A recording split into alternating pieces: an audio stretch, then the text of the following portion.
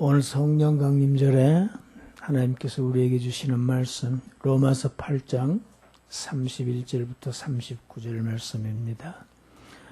로마서 8장 31절부터 39절 말씀을 우리가 함께 읽습니다.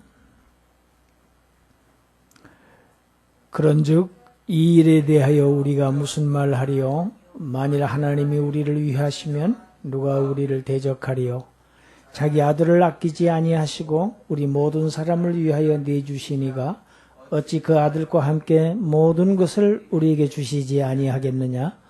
누가 능히 하나님께서 택하신 자들을 고발하리요? 의롭다 하신 이는 하나님이시니 누가 정죄하리요?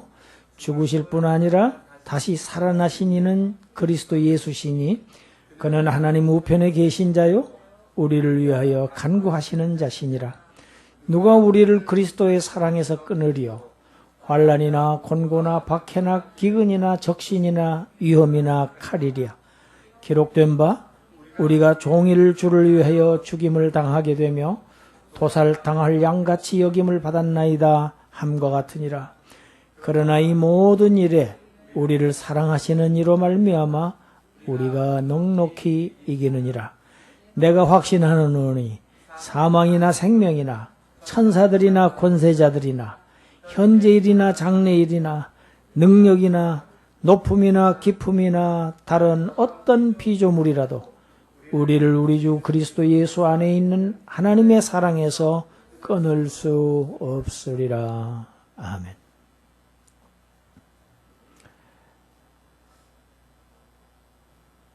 인류 역사 가운데서 가장 크고 놀라운 두 가지 사건이 있는데, 첫째 사건은 영원 전부터 계셨던 하나님의 아들 그리스도가 이 땅에 오셨다는 사실이 무엇보다도 큰 사건입니다. 그 다음은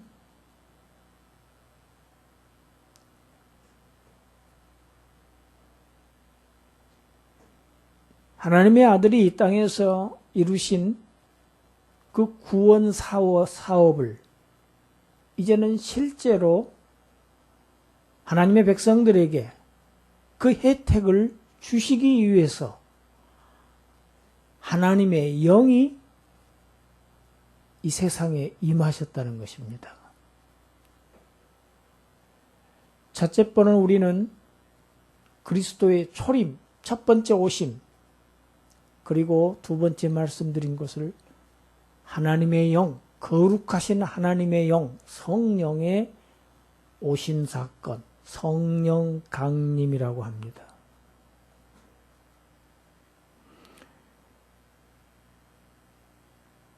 이 두 사건 때문에 우리가 안전하게 구원을 받을 수 있습니다. 그래서 구원은 시작부터 끝까지 다 하나님께서 하시는 것입니다. 할렐루야. 이처럼 우리의 구원이 완전하다고 하는 사실을 오늘 로마서 8장 31절부터 39절까지 본문에서는 7가지의 질문과 대답하는 형식으로 이것을 이렇게 풀어나가고 있습니다. 자세히 보면 잘 세어봐야 질문이 7개가 나옵니다.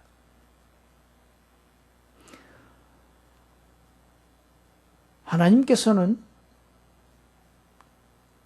죄인들을 구원하시기 위해서 이미 영원 전에 특정한 사람들을 택하셨다는 것입니다. 영원 전에 하나님 자신의 백성을 택하셨다. 그리고 구원하기로 예정하셨다. 그래서 구원은 하나님이 하신다. 하나님이 구원하신답니다. 오늘 첫째 질문이 하나님이 이렇게 택하시고 예정하신 구원을 이루신다. 여기에 대해서 내가 무슨 할 말이 있느냐입니다. 여기에 대해서 우리가 무슨 얘기를 할 수 있겠느냐? 우리가 무슨 말을 하리요? 무슨 말을 할 수 있겠습니까? 하나님께서, 전적으로 하나님께서 자기 백성을 구원하신다. 구원하셨다. 이 말을 듣는 사람은 할렐루야 할 수밖에 없을 것입니다. 이 말을 듣는 사람은 하나님 감사합니다 할 수밖에 없습니다. 그렇지 않으면은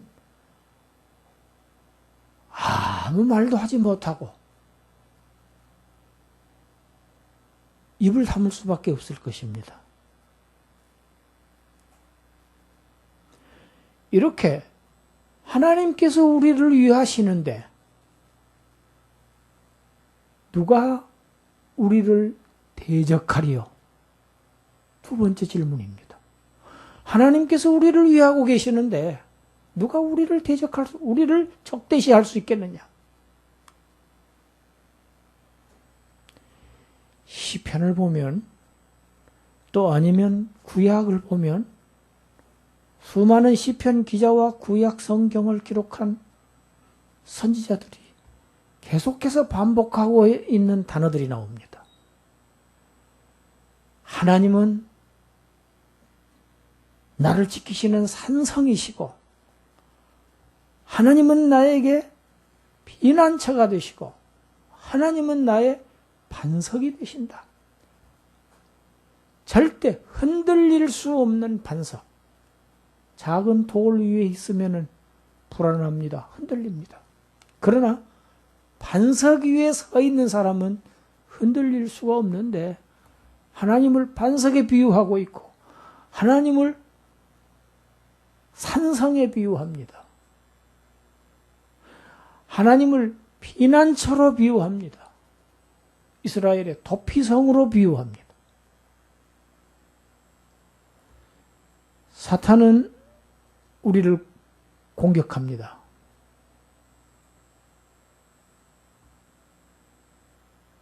사탄은 공격할 거리가 있습니다.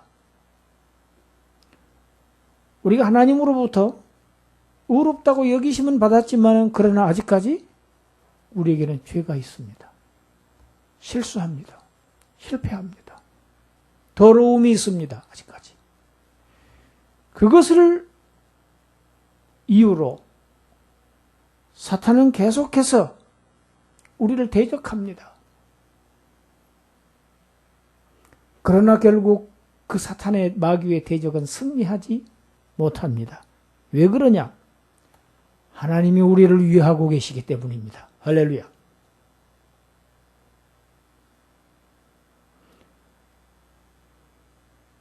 창세기 22장을 보면 모리아산에서 아브라함이 독자 이삭을 아끼지 않고 하나님께 바칩니다.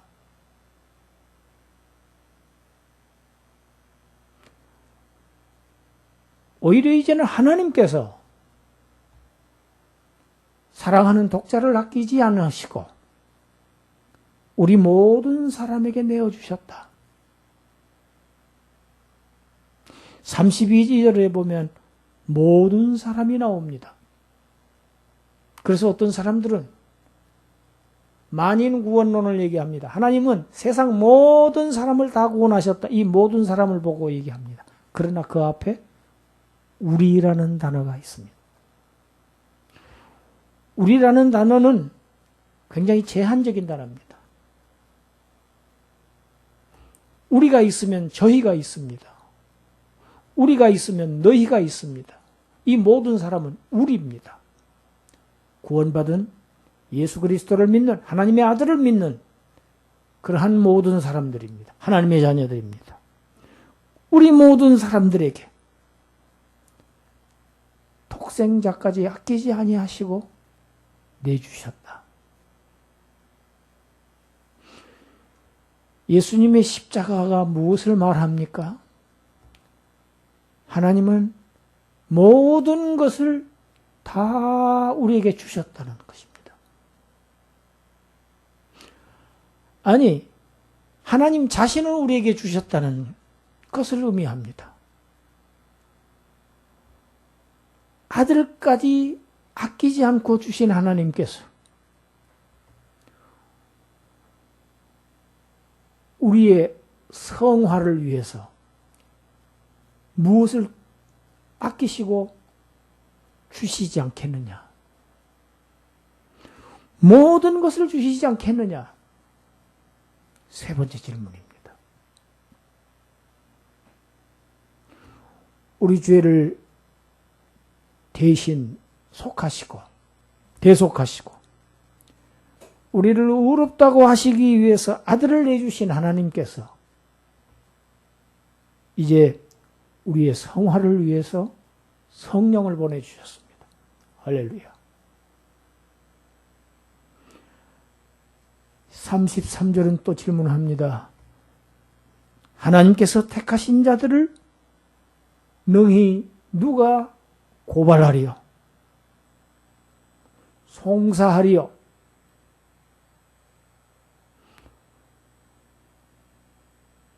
성경이 수없이 반복하고 있듯이 우리는 이미 의롭다고 여기심을 받았습니다. 간주하셨습니다. 간주하셨다는 얘기는, 여겨주셨다는 얘기는 앞에 가로 열고 닫고 생략된 구절이 있습니다. 사실은 아직 의롭지 못한 부분이 있음에도 불구하고가 생략되어 있습니다. 그럼에도 불구하고 우리를 의롭다고 여겨주셨습니다. 왜? 예수 그리스도께서 십자가를 지신 사건 때문에, 그것을 우리가 믿었기 때문에,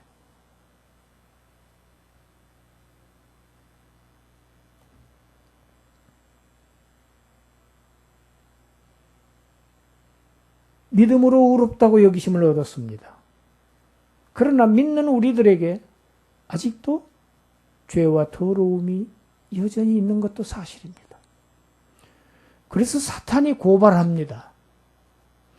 구약성경 욥기를 보면 사탄이 하나님 앞에 나와서 욥을 계속 고발합니다.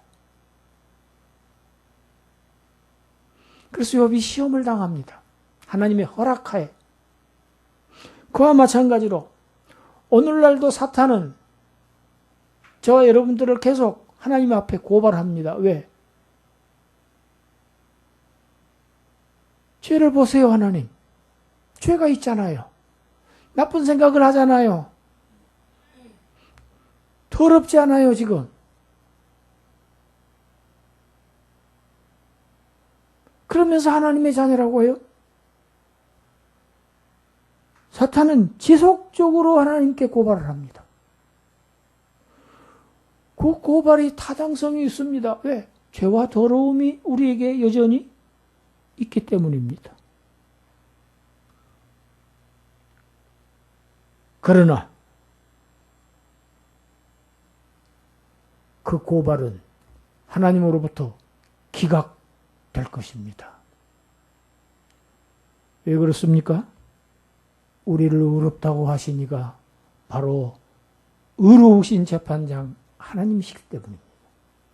하나님 자신이 의롭다고 하셨기 때문에 이제는 거기에 누구도 그 하나님의 그 결정을 되돌릴 수 없고 취소할 수 없고 그것을 다시 뒤집어 엎을 수 없다는 것이 하나님의 약속입니다. 신실하신 하나님의 판결입니다. 그래서 로마서 3장 24절에서 그리스도 예수 안에 있는 속량으로 말미암아 하나님의 은혜로 우리가 값없이 의롭다 하심을 얻었다고 기록되어 있습니다. 우리가 의롭다고 하심을 얻은 것은, 우리가 구원받은 것은 오직 우리의 행위에 있지 않고 우리 마음의 상태에 있지 않고 오직 하나님의 은혜로 우리는 아무 한 것 없이, 공로 없이, 값 없이 하나님으로부터 의롭다고 여기심을 받았습니다.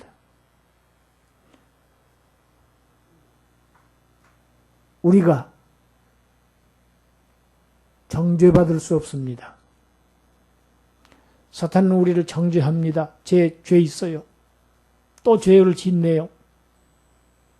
그러나 하나님은 우리를 정죄하시지 않습니다. 우리가 정죄받을 수 없는 유일한 이유는 우리를 의롭다고 하신 분이 바로 하나님이시기 때문입니다. 그래서 로마서 8장 1절에 그리스도 예수 안에 있는 자에게는 결코 정죄함이 없다고 선포되어 있습니다. 그리스도 예수를 믿고 그리스도 예수와 연합된 자는 하나님의 아들과 연합되어 있는 그 놀라운 사실 때문에 결코 정죄함이 없다. 십자가에 죽으시고 다시 살아나시고 성천하신 그리스도 예수께서 지금 하늘에서 무엇을 하고 계시느냐? 제사장으로 이 땅에 오셔서 속죄 제사를 지내신 대제사장 그리스도 예수는 지금 하나님 우편에서도 제사장의 사역을 계속하고 계십니다. 제사장은 무슨 하는 사람입니까? 우리를 위해서 하나님 앞에서 대변하시는 자가 제사장입니다. 하나님 우편에 앉아 계신 우리 대제사장 그리스도 예수께서는 오늘도, 어제도, 오늘도, 내일도 계속해서 우리를 위해서 간구하고 계신다.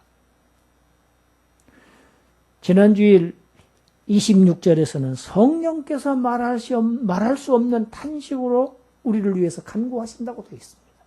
그런데 오늘 본문 34절에는 하나님 우편에 계신 그리스도께서 우리를 위하여 간구하신다.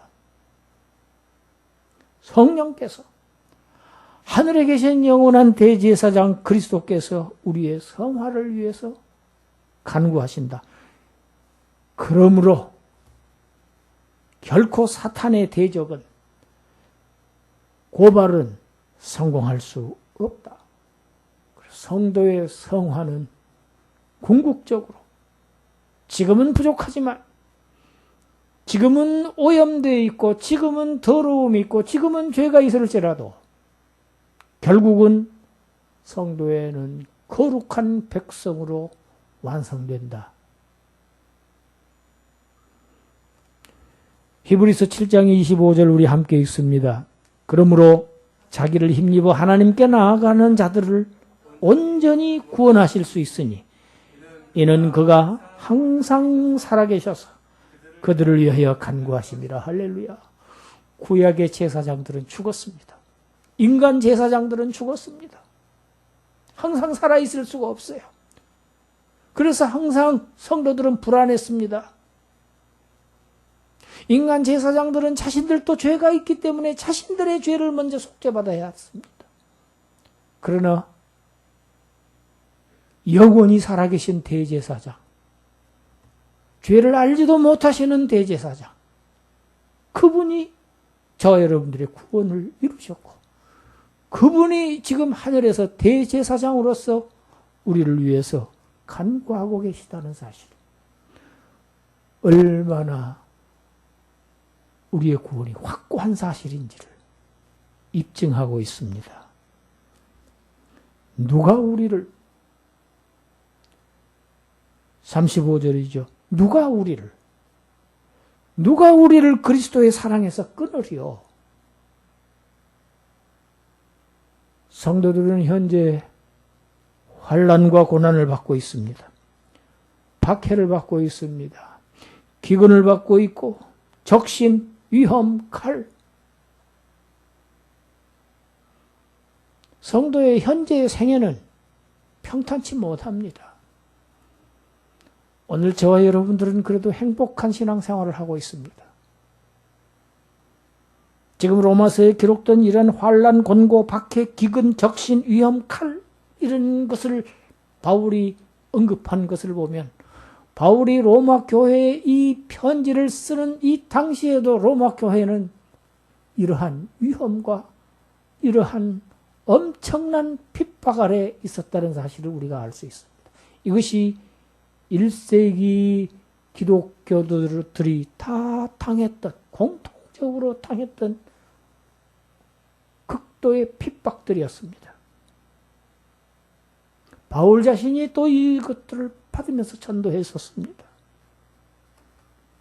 그래서 사도 바울이 본문에서 인용하고 있는 것은 이사야서 44장 22절을 끌어다가 인용하고 있습니다. 우리가 종일 주를 위하여 죽임을 당하게 되며 우리가 종일 주를 위하여 죽임을 당하게 되며 도살할 양같이 여김을 받았나이다.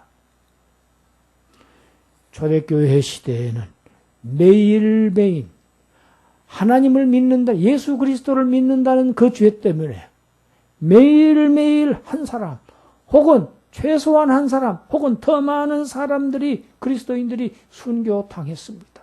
순교당할 위험을 항상 안고 살았던 것이 당시의 기독교인들이었습니다. 우리는 감사해야 됩니다. 그 순교자들의 그 희생으로 오늘 기독교가 이렇게 확고하게 서서 우리는 하나님의 은혜로 성령의 도우심 안에서 그렇게 큰 어려움 없이 지금 신앙생활을 계속할 수 있게 된 겁니다. 그 당시의 핍박자들은 그리스도인들의 생명을 마치 죽일 짐승의 생명보다도 더 가치 없게 여겼습니다. 막 죽였다는 얘기입니다. 얼마나 비참한 사실이었습니다. 그러나 그들은 그렇다고 하여서 자신들의 신앙을 포기하거나 변절하지 않았다는 것입니다. 37절 그럼에도 불구하고 믿는 자들은 이러한 모든 역경에도 불구하고 그리스도의 사랑에서 끊어지지 않는다. 끊어질 수 없다. 끊어지기는커녕 우리를 사랑하시는 이로 말미암아 넉넉히 이기느니라. 완전한 승리를 얘기하고 있습니다. 우리를 하나님의 사랑에서 끊을 수 있는 것은 아무것도 없습니다. 아무것도 없습니다.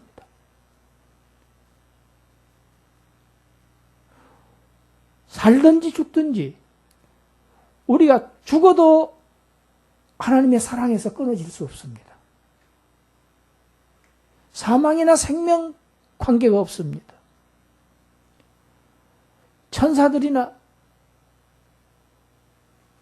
마귀들이나 그 누구도 우리를 하나님의 사랑에서 끊을 수 없다. 현재일이나 장래일이나 어떤 일로도 우리는 하나님의 사랑에서 끊어질 수 없다. 어떤 능력도 우리를 하나님에게서 분리시킬 수 있는 능력은 없다. 높음이나 깊음, 어떠한 것으로라도, 어떠한 상황도, 어떠한 일도, 어떠한 피조물도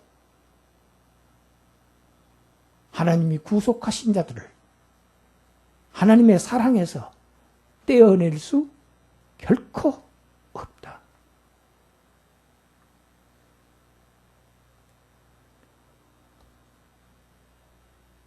왜입니까? 하나님과 우리 사이에는 거대한 담이 있었습니다. 그 담의 이름은 죄라는 담입니다. 장벽이 쌓여 있었습니다. 그 장벽을 하나님께서 허물으셨습니다. 아들의 피로 그 장벽을 무너뜨리셨기 때문에 그래서 이제는 하나님과 우리 사이에 장벽이 없어졌어요. 담이 없어졌어요. 그 예수 그리스도를 통해서 우리가 속죄받고 우리가 죄 없다고 여기심을 받고 이제 하나님과 화목된 자들입니다. 죄가 있을 때는 우리는 하나님과 불화했습니다. 하나님과 원수되었었습니다. 그런데 이제는 원수가 아니고 하나님과 화목된 하나님의 자녀로 되었기 때문에 우리를 하나님의 사랑에서 끊을 수 있는 그 어떠한 것도 있지 않다. 우리의 구원은 우리의 행실에 있지 않습니다.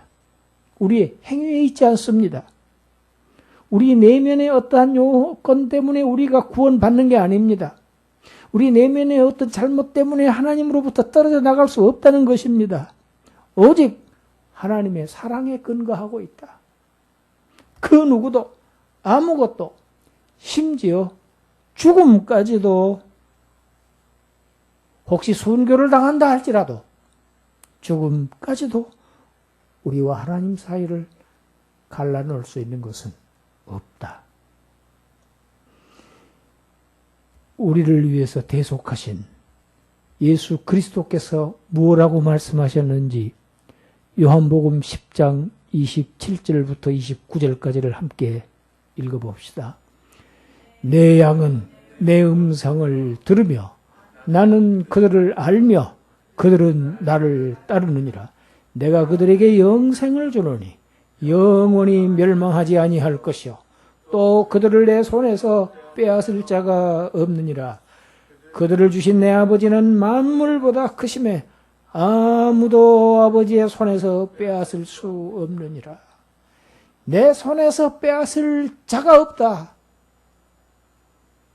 누구도 내 아버지의 손에서 너희를 빼앗을 수 없다. 예수님께서 친히 하신 말씀입니다. 왜? 너희는 내 것이기 때문이다. 나의 소유가 됐기 때문이다. 내 피로 값주고 산 하나님의 소유가 되었기 때문입니다. 할렐루야. 하나님은 자기의 소유를 결코 포기하시지 않습니다. 마귀에게 빼앗기지 않으십니다. 빼앗길 수 없습니다.